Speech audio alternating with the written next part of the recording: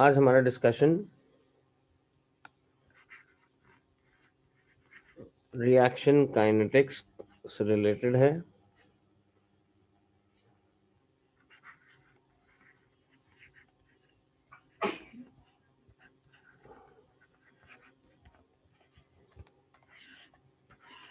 Reaction kinetics हमारे पास दोनों level के अंदर मौजूद है, एएस में भी और ए2 में भी। इसको मैं कह सकता हूँ रिएक्शन काइनेटिक्स 1, राइट। ये एएस में भी है और ए2 के अंदर भी है। अच्छा, एएस में इसका लेवल थोड़ा सा कम है और ए2 के अंदर ये है तो मुश्किल लेकिन बहुत मज़ेदार है। मतलब वंस यू लर्न इट तुम एंजॉय करोगे इसे। एएस में तो बहुत बकवास सा कॉन्सेप्ट है, बहुत थोड़ा सा और बहुत थ्योरेटिकल सा है। मतलब ज़्यादा मैं ये कहूँ थोड़ा सा ही, उतना मुश्किल भी नहीं है। रिएक्शन काइनेटिक्स, काइनेटिक्स से मतलब क्या है? काइनेटिक्स से मतलब है स्पीड ऑफ रिएक्शन। रिएक्शन की स्पीड क्या है या इसको कैसे ऑपरेट किया जा सकता है। रिएक्शन काइनेटिक्स को दो हिस्सों में जो तोड़ा गया है, एक में कैलकुलेटिव वाला पार्ट है जो ए2 के अंदर है, और यहाँ पर बहुत माइन्यूट सी थियोरी जो आप ऑलरेडी ओ लेवल्स के अंदर पढ़ चुके हैं, लेकिन उससे थोड़ा सा एक लेवल बढ़ा दीजिए तो स्पीड ऑफ रिएक्शन के लिए एक्सप्लेनेशन जो हमारे पास है कि रिएक्शन की स्पीड किस बात पे डिपेंड करती है, तो इसके लिए मेरे पास है collision theory. What I have?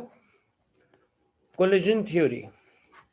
अच्छा, कोलिजन थ्योरी बताती है रेट ऑफ रिएक्शन के बारे में। कैसे बताती है अभी हम इसको जज करेंगे, लेकिन कुछ बातें नाम सुनते ही आपके जहन में आ जाएंगी कि अगर रिएक्शन काइनेटिक्स या स्पीड ऑफ रिएक्शन की बात हो रही है तो वो कौन से फैक्टर्स हैं जो रेट ऑफ रिएक्शन को इम्प्रूव कर सकते हैं, डिसइम्प्रूव कर सकते हैं।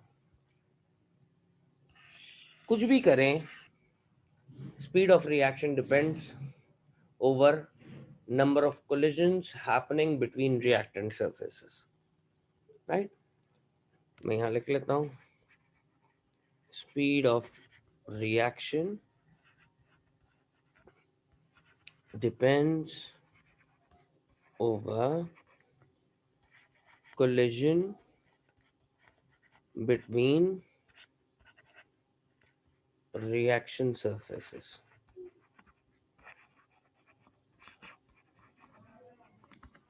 ठीक है। Collision theory one of the classical theory of chemistry है। क्लासिकल से मतलब ये one of the oldest theory है जिसमें दो सब्सटेंसेस के बारे में बात की जाएगी। आप फर्ज कीजिए एक सब्सटेंस ए है और एक सब्सटेंस बी है, और अगर ये दोनों एक कंटेनर में मौजूद हैं, लेट सपोज दोनों गैसेस हैं, राइट। तो ए बी बी बी, दो बातें पॉसिबल हैं कि ए का ए के साथ या बी का बी के साथ कोलिजन, या ए का बी के साथ और बी का ए के साथ कोलिजन, ये पॉसिबिलिटी। या फिर ए का वॉल ऑफ कंटेनर के साथ कोलिजन और बी का वॉल ऑफ कंटेनर के साथ। तो इसमें मैंने तीन तरह के collision, both of the particle hitting the wall of container, both of the particles are hitting or colliding with own type of particles, or both of the particles are colliding with unidentical particles, यानी अपने आप के अलावा किसी और के साथ collision cause कर रहे हैं, राइट।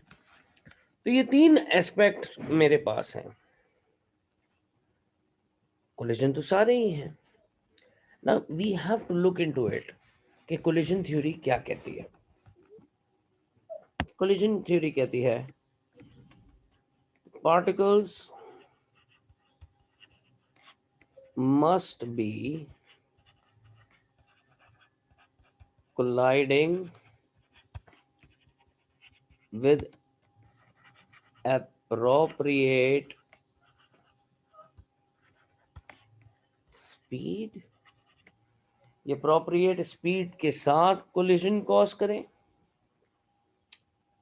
यानी A और B, फर्ज कीजिए अगर मैं इसको इस तरह से अज्यूम करूं कि A और B आपस में रिएक्ट कर रहे हैं, राइट, ये रिएक्ट करना चाहते हैं, या बल्कि मैं इसको इस तरह से लूं, मेरे कमरे में इस वक्त नाइट्रोजन और ऑक्सीजन गैस अवेलेबल है, नाइट्रोजन भी है, ऑक्सीजन भी है, और दोनों एक दूसरे से कोलाइड भी कर रहे हैं क्योंकि दोनों किस स्टेट में, गैस स्टेट में।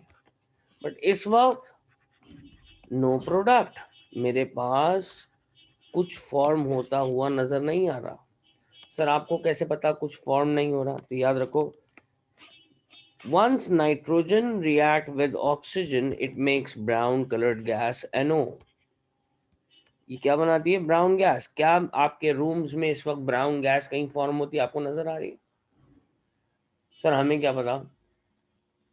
अरे अतराफ में देखिए, क्या ब्राउन गैस है? नहीं है। It's a colourless medium around you so that you can see things placed next to you. इसका मतलब ब्राउन गैस नहीं बने। इसका मतलब ये आपस में कोलाइड तो कर रहे हैं, but they don't have appropriate speed to convert themselves into product, or they may be colliding with each other and may be causing reaction, but not in enough quantity, which is why I am unable to see brown colored gas. ये इतनी कम quantity के अंदर produce हो रही है, या तो ये यहाँ पर प्रोड्यूस ही नहीं हो रही। तो कोलिजन अगर अच्छी स्पीड से हो जाए तो शायद this would lead to the formation of NO, nitric oxide, और मेरे पास ब्राउन कलर गैस मुझे नजर आनी शुरू हो जाए। ठीक। तो कोलिजन थ्योरी का पहला पॉइंट क्या था? Particle must be colliding with appropriate speed and with, एक मिनट मैं इसको मिटा लूं ताकि मुझे यहां जगह मिल जाए, एंड विद इनफ एनर्जी। एक पहली शर्त कि इनकी स्पीड अप्रोप्रिएट हो, दूसरी शर्त कि ये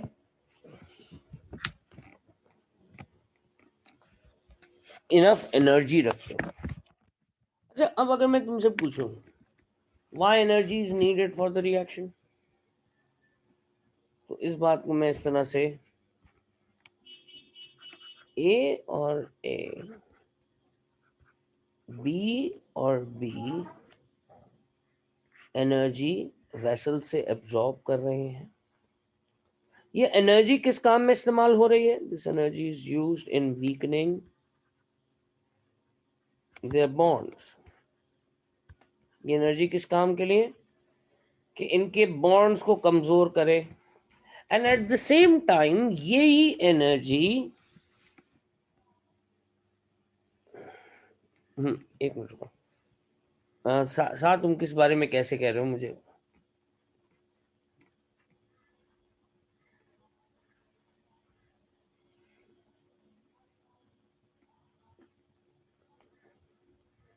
साथ ओपनिंग माइंड वीक, हाँ बॉन्ड वीक। अब फर्स्ट करो साथ, तुम्हारा सवाल समझ में आएगा। ए और ए के दरमियान बॉन्ड, बी और बी के दरमियान बॉन्ड, यही सिचुएशन है। बॉन्ड किसे कहते हैं? दिस शेयर्ड इलेक्ट्रॉन पेयर को।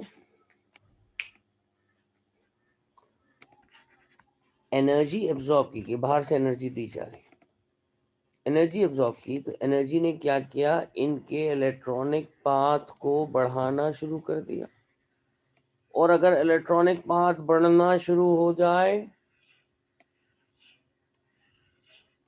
तो this is considered as the force of attraction is getting weaker. ऐसे ही है।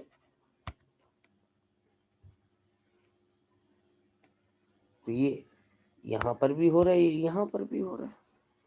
फोर्स ऑफ अट्रैक्शन दोनों जगह वीक हो रही है। इसका भी पाथ बढ़ना शुरू हो जाएगा जब ये एनर्जी एब्जॉर्ब करना शुरू कर देगा, इसका भी पाथ बढ़ना शुरू हो जाएगा। और जब इस कमजोर अट्रैक्शन के साथ ये आपस में एक दूसरे के साथ कोलिजन कॉज करेंगे, ए और बी आपस में एक दूसरे को स्ट्रक करते हैं, they will lead to the formation of AB and AB. This is what collision theory says. कि जो एनर्जी तुम बॉन्ड वीकनिंग के लिए दे रहे हो वही एनर्जी इनके दरमियान कोलिजन्स भी कॉज कर रही है, and this energy would lead to the product formation,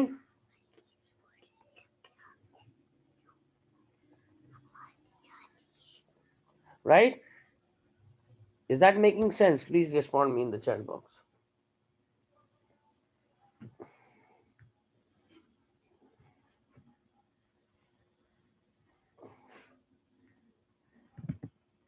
Everyone, quickly, so that is that making some sense कि रिएक्शन होता किस तरह से। मैं मुझे ये इस परसेप्शन को स्ट्रॉन्ग करना है कि एक तरफ बॉन्ड वीक हो रहे हैं और दूसरी तरफ कोलिजन्स हो रहे हैं, और दोनों एक साथ अगर हो जाए तो this will lead to the product formation. Is that making sense to everyone? I have just got 3 responses. आज अटेंडेंस बड़ी शॉर्ट है, समझ नहीं आ रहा क्यों। आज कोई खास 25 दिसंबर तो नहीं है, 22 है। ओके, नाउ अब वापस कोलिजन थ्योरी की तरफ चलते हैं। अच्छा, आज मदर्स डे। अब मदर्स डे तो मई में या मार्च में होता है भाई। आज मैं थैंक्स गिविंग तो नहीं, थैंक्स गिविंग तो फ्राइडे को होता है। चलो वापस चलते हैं। नाउ अब पहला पॉइंट तो ये था कि they would be colliding with appropriate speed, right, and enough energy. ठीक है।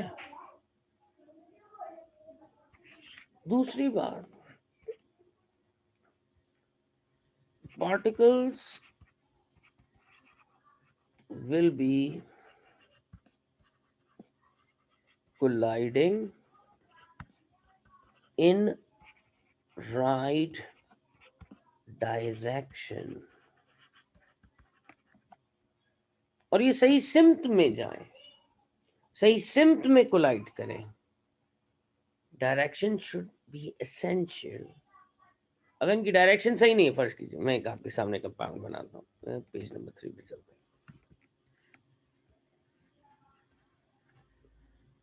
ये कौन है? ये एक ऑर्गेनिक कंपाउंड है। एक्स नहीं लगा रहे, बच्चों को वेरिएबल बहुत बुरे लगते हैं, Cl लगा लेते हैं। इसका रिएक्शन OH के साथ होता है।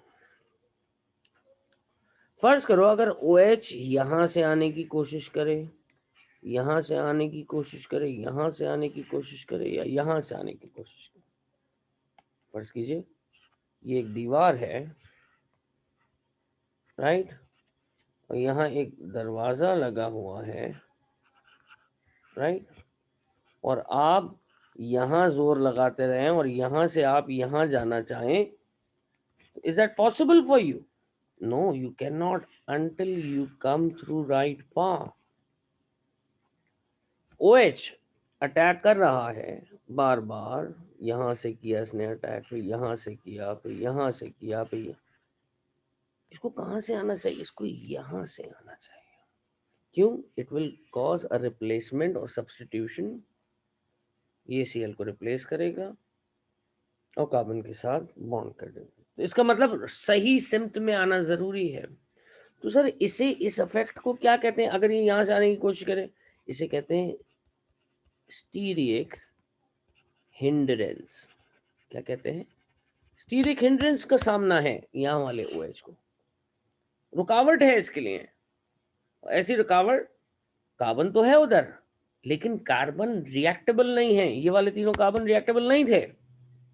इसको अगर रिप्लेसमेंट करनी है तो ये यहाँ इस जगह कर सकता है। तो सही डायरेक्शन का होना रिएक्शन को कॉज करने के लिए बहुत जरूरी है, और अगर सही डायरेक्शन नहीं है तो शायद इनके दरमियान प्रोडक्ट फॉर्मेशन ना हो सके। तो दो फैक्टर हमारे सामने आए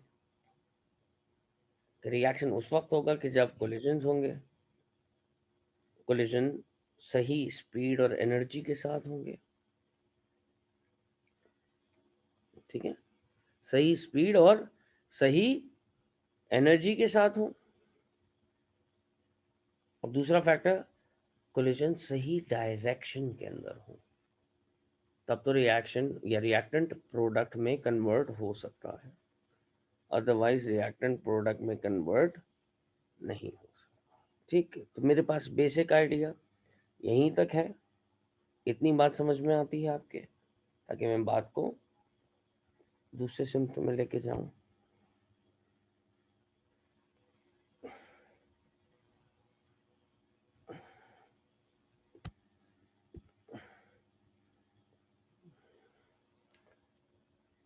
चलिए, बच्चों ने रिस्पॉन्स दिए, 3 बच्चों ने एज यूजुअल, बाकी 8-9 सो रहे होते हैं, तो कभी याद आ जाता है तो जाग भी जाते हैं। But any ways, now right,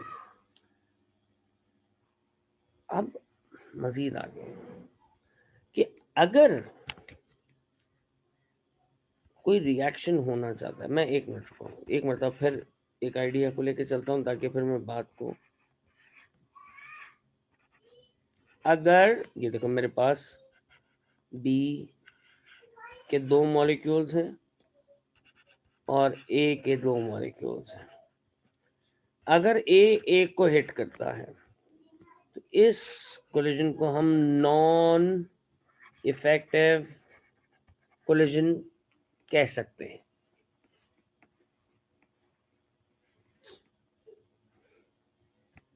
ठीक है, बी के साथ अगर हो तब भी इसे हम क्या कह सकते हैं? Non effective. लेकिन अगर ए बी के साथ, ए बी के साथ, ए बी के साथ या बी ए के साथ, इन कोलिजन्स को मैं क्या नाम दे सकता हूं? अफेक्टिव। या इफेक्टिव तो हैं क्योंकि सही सिम्ट में हो रहे हैं, सही पार्टिकल्स के साथ हो रहे हैं। अगर ये सही एनर्जी के साथ हो रहे हैं तो इसे मैं क्या कहूंगा? अफेक्टिव के बजाय सक्सेसफुल कोलिजन। अब अफेक्टिव कोलिजन तो दो राइट स्पीसीज के दरमियान होने चाहिए थे, जो कि होते नजर आ रहे हैं। लेकिन वेदर दे आर सक्सेसफुल और नॉट, ये बात इस बात पे डिपेंड करती है whether they have enough energy to react और नॉट। अगर इनके पास इनफ एनर्जी है तब तो ये सक्सेसफुल भी होंगे। अफेक्टिव हो, सक्सेसफुल ना हो, ये भी तो एक कंडीशन हो सकती है ना। भाई हम सही दरवाजे के बाहर खड़े हुए हैं, यहाँ खड़े हुए हैं, लेकिन दरवाजा बंद है, या हम दरवाजे पे को पुश नहीं कर रहे तो हम अंदर नहीं जा सकते, ये बेल नहीं बजा रहे, खड़े हुए हैं, इफेक्टिव तो हो गए, सक्सेसफुल नहीं हुए, बाहर ही खड़े खड़े वापस जाना पड़ गया। राइट, इन दो आइडिया को जहन में लेके चलना है। तो अगर रेट ऑफ रिएक्शन को बढ़ाना है, अप्रिशिएट करना है, इंक्रीज करना है, कोई भी नहीं चाहता रिएक्शन स्लो हो। अच्छा, कोई ऐसा रिएक्शन होगा जिसको तुम चाहोगे कि स्लो हो जाए? खवातीन और हजरात, यंग लेडीज एंड जेंट्स, अगर आपसे पूछा जाए क्या आप चाहते हैं कि कोई रिएक्शन स्लो हो जाए, तो आप कौन से प्रोसेस को या रिएक्शन को स्लो करना चाहेंगे?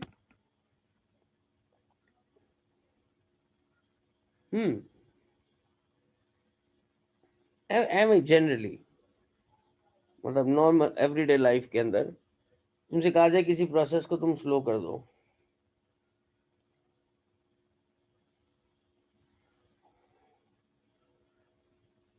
तो अगर मुझसे पूछो तो मैं कहूँगा कि एजिंग को स्लो कर दिया जाए, although I am not that aged. खवातीन भी मेरे साथ देंगे, एजिंग के प्रोसेस को स्लो कर दिया जाए और हैप्पी पीरियड को स्लो कर दिया जाए। सर तुम सही कह रहे हो, हार्मफुल रिएक्शन रस्टिंग को स्लो कर दिया जाए, पैटिना फॉर्मेशन को स्लो कर दिया जाए, ठीक है। तो जो अच्छी चीज है उसको स्लो कर दीजिए ताकि देर तक चलती रहे, जो बुरी चीज है उसको क्विक कर दीजिए कि जल्दी खत्म हो जाए, बुरा वक्त कैटलाइज कर दें जल्दी खत्म हो जाए, अच्छा वक्त स्लो कर दीजिए, इनहिबिटर लगा दीजिए। अच्छा, कुछ कुछ ऐसा गलत हो रहा है, खराब हो रहा है जो दोबारा रिकवर नहीं हो सकता, जैसे रस्टिंग, उसको स्लो कर दीजिए कि वो हो ही ना, राइट। तो मैं कंडीशंस को ऑपरेट करूं ताकि रेट ऑफ रिएक्शन को कंट्रोल या अपने अपनी नीड के एतबार से कंडक्ट किया जा सके। चलिए, व्हाट फैक्टर्स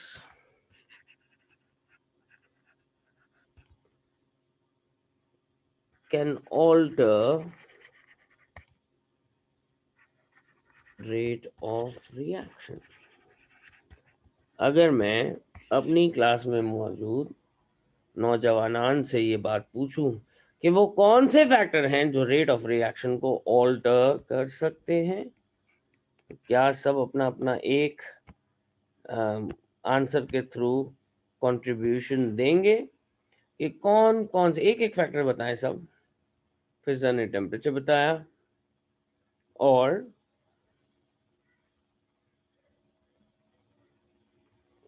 कोई दूसरा स्टूडेंट, कोई दूसरा बताया, साद ने प्रेशर बताया, हारिस हसन ने कैटलिस्ट बताया, और जी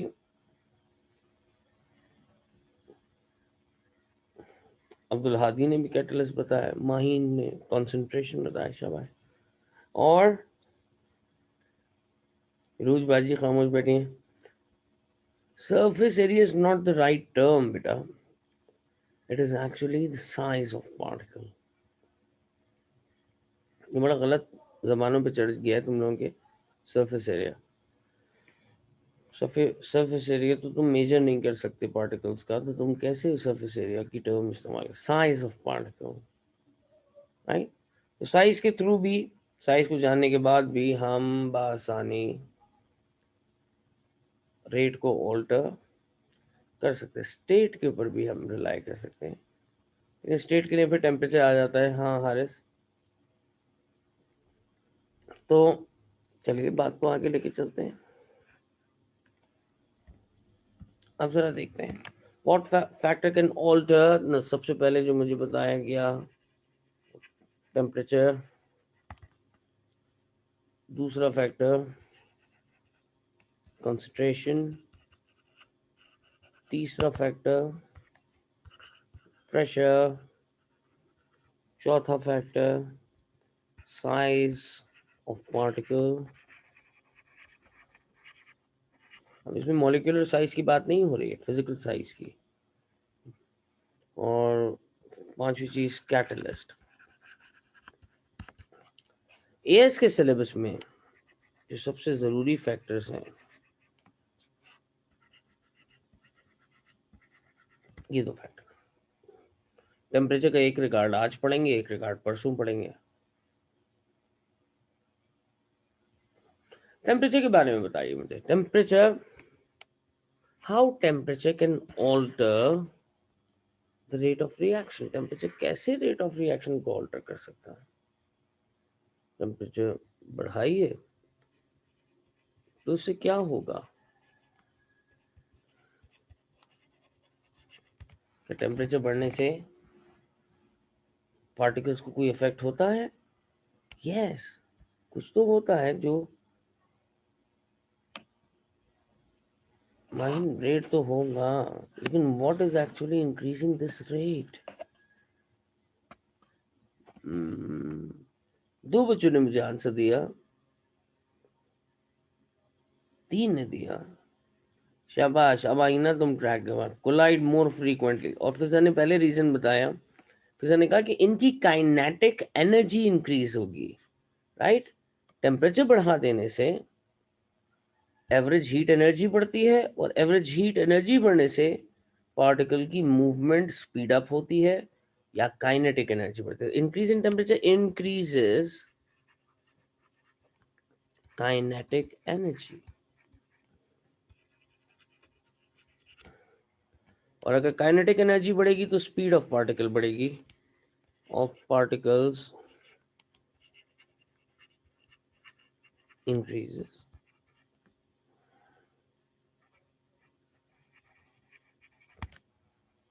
Speed increases and more collisions will occur in unit time. असल फैक्टर टाइम है, इन यूनिट टाइम। फर्ज कीजिए 20 डिग्रीज पर इन दो पार्टिकल्स के दरमियान जो नंबर ऑफ कोलिजन्स हो रहे थे वो 100 हो रहे थे, क्योंकि एक सर्टेन काइनेटिक एनर्जी मेंटेन। मैं 30 डिग्री पे ले जाऊं, अब इनके कोलिजन्स कितने हो जाएंगे? तो यहाँ पर एक बात अपने पास दिमाग में बिठा लो, मैं यहाँ लिखता हूँ 10 degree rise in temperature doubles the number of collisions between particles। सिर्फ 10 डिग्री बढ़ा दीजिए, रेट डबल हो जाएगा। क्यों होगा डबल? 10 डिग्री पर काइनेटिक एनर्जी डबल हो जाएगी, कोलिजन मल्टीप्लाई होंगे और रेट ऑफ रिएक्शन डबल हो जाएगा। अच्छा, आमतौर पे हम जो पहले ओ लेवल्स के अंदर पढ़ के आते, एक मिनट को मैं इसको मिटा दूं कि जल्दी से इसको वाइंड अप करना, ताकि नेक्स्ट सेशन आपको नेक्स्ट लिंक भेज सकूं। आपने ओ लेवल्स में ये पढ़ा था कि 20 डिग्री के ऊपर प्रोग्रेस ऑफ रिएक्शन इस तरह से है। डॉटेड लाइन एक्सपेरिमेंट ए को शो कर रही है, और कंस्ट्रक्टेड लाइन एक्सपेरिमेंट बी को शो कर रही है। तुम देखते थे कि पहले it was taking this much time, ये टाइम है इस एक्सेस पे। This is the volume of product.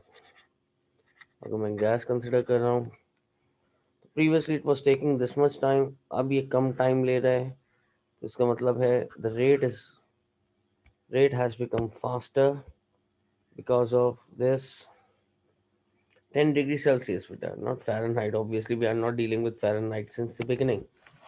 तो इसीलिए ना, तो इसका मतलब है टाइम का फैक्टर शॉर्ट हो सकता है अगर तुम अब इसको 30 डिग्री, पहले this was taking 30 minutes, now this is taking 15 minutes, तो 10 डिग्री राइस ने रेट ऑफ रिएक्शन को डबल कर दिया। Is that making sense? Quickly respond.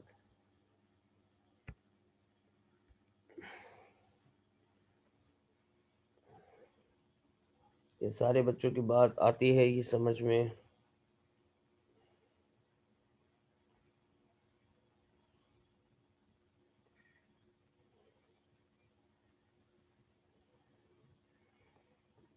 Okay, शाबाश बच्चों। नाउ अच्छा यहाँ पे मैं एंड करता हूँ, 1 मिनट रह गया, दूसरा मीटिंग लिंक भेज रहा हूँ, जल्दी से कनेक्ट करके आ जाना बेटा। सी यू इन अ मिनट, अल्लाह हाफिज़।